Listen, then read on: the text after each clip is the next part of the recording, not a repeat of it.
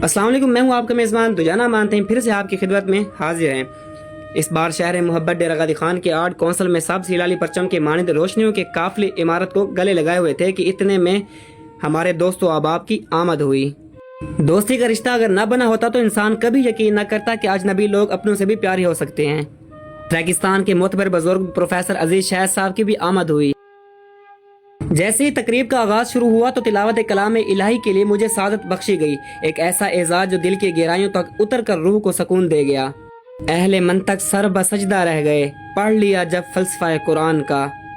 Professor Tufail Mohammad साहब की यह दावत एक गुलजार अफकार है, जहाँ हर चेहरा किसी नादिर किताब का उन्वान और हर मुस्कुराहट एक रोशन मिसरे की मानिद है।